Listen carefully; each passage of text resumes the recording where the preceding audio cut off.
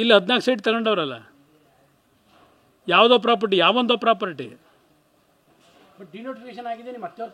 Denotification ಅಲ್ಲಿ ನೆನ್ನೆ ಅವರು ರೆಕಾರ್ಡ್ನೇ ಬಿಡುಗಡೆ ಮಾಡಿಲ್ವಾ?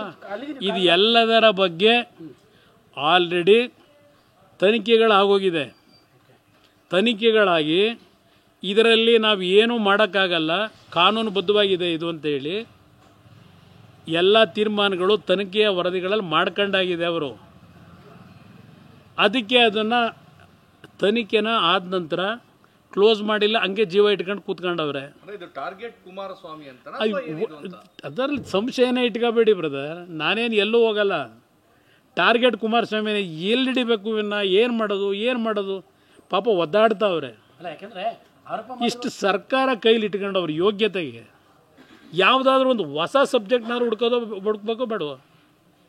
ಇದು ಯಾವಾಗ ನಾನು ಆಗಿನ ಸರ್ಕಾರದಲ್ಲಿ BJP ಸರ್ಕಾರ ಸಿದ್ದರಾಮಯ್ಯನವರ ಸರ್ಕಾರದ ವಿರುದ್ಧ ವಾಗ್ದಾಳಿ ಮಾಡ್ತಾ ಇದ್ದಲ್ಲ, ಹಲವಾರು ವಿಷಯಗಳಲ್ಲಿ ಇರಿಸುಮುರುಸು ಮಾಡಿದ್ನಲ್ಲ, ಆ ಹಿನ್ನೆಲೆಯಲ್ಲಿ ಈ ಕೇಸನ್ನು ಹಾಕಿಸ್ತಾರೆ.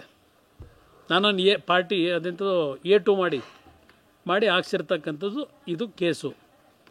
ಇದರಲ್ಲಿ ನಾನು ನನ್ನ ಜೀವನದಲ್ಲಿ ಎಂದೂ ಸಹ ಯಡಿಯೂರಪ್ಪನವರು 4 ಕೇಸ್ ಹಾಕ್ಸವ್ರೆ.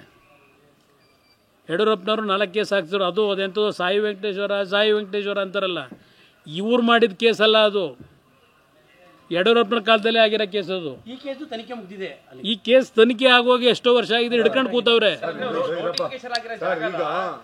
ನಿಮಿಷ, ನೋಟಿಫಿಕೇಶನ್ ಆಗಿರೋ ಜಾಗಗಳನ್ನ ಖರೀದಿ ಮಾಡಬಾರ್ದು ಅಂತ ಇದೆಯಾ? ಎಲ್ಲಿ ಒಂದು ಕೆಲಸ ಮಾಡಿ, ಹೋಗಿ ಜಾಗ ನೋಡಿ ಅದು ಎಲ್ಲಿದೆ ಡೆವಲಪ್ ಆಗಿರೋದು ಗೊತ್ತಾಗುತ್ತೆ ನಿಮಗೆ. ಈ ಪ್ರಾಪರ್ಟಿ ಡೆವಲಪ್ ಆಗಿದ್ರೆ ಎಸ್, ನಾನು ಯಾತಿಗೆ ಬೇಕಾದ್ರೂ ಅದನ್ನು ನಂದಿಲ್ಲೇನು ತಪ್ಪಿಲ್ಲ, ಇದಕ್ಕೆ ನನಗೆ ಸಂಬಂಧ ಇಲ್ಲ ಅಂತ ಹೇಳ್ಬೋದು. ಇದಕ್ಕೆ ನನ್ನ ಸಂಬಂಧ ಇಲ್ಲ, ಅವ್ರು ವೃತ್ತಿ ಮಾಡೋರು ಅವ್ರೇನೋ ಮಾಡ್ಕೊತಾರೆ, ನನಗೇನು ಸಂಬಂಧ ಅಂತ ಹೇಳ್ಬೋದು. ಇಲ್ಲಿ ಪ್ರಶ್ನೆ ಆ ಪ್ರಾಪರ್ಟಿ ಬಗ್ಗೆ ನನ್ನ ಮುಂದೆ ಫೈಲ್ ಬಂದಾಗ ಏನು ಹೇಳಿದ್ದೀನಿ, ನಾನು ಕ್ಲಿಯರ್ ಮಾಡಿ ಕಳಿಸಿದ್ದೀನ.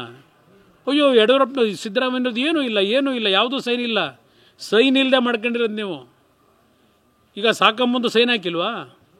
ಬರುತ್ತೀರಿ ಅದನ್ನೂ ಈಗ ಬಿಡ್ತೀನ ನಾನು? ಯಾಕೆ ಮಾರಾಟ ಮಾಡಿದ್ರೆ ಇವತ್ತು 30 ಲಕ್ಷ ಸಾಲ ಮಾಡ್ಕೊಂಡ್ಬಿಟ್ಟಿದ್ದೆ ಚುನಾವಣೆಯಲ್ಲಿ, ಅದಕ್ಕೆ ಮಾರ್ಬಿಟ್ರಂತೆ ಸೈಟ್ನ, ಮನೆ. ಯಾವ್ದನ್ನ? ಯಾವ ಫೈಲ್ನ? ಇದನ್ನ ನಾನೇ ಬೇಕಾದ್ರೆ ಕೊಡ್ತೀನಿ, ಏನೇನು ಬೇಕು ಹೇಳ್ತಾರೆ ಇದೆಲ್ಲ ಕೊಡ್ತೀನಿ, ಅವರು ತರಿಸ್ಕೊಳ್ಳಿ. ಯಾವುದನ್ನ? ಅಯ್ಯೋ ತರಿಸ್ಕೊಳ್ಳಿ ಪಾಪ, ಇವೆಲ್ಲ ನೋಡದೆ ಇವೆಂಥದ್ದು ಟಿಪ್ಪಣಿ ಕೊಟ್ಬಿಟ್ಟು ಭಾಷಣ ಮಾಡಿಸಿದ್ರೆ ನೆನ್ನೆ ನಿಮ್ಮ ಸ್ನೇಹಿತರುಗಳ ಮುಂದೆ. ಅದು 4 ಜನ ಮಂತ್ರಿಗಳು, 4 ಜನ ಮಂತ್ರಿಗಳು. ಸರ್, ಈಗ ನೀವು ನಿಮ್ಮ ಅತ್ತೆಯವರು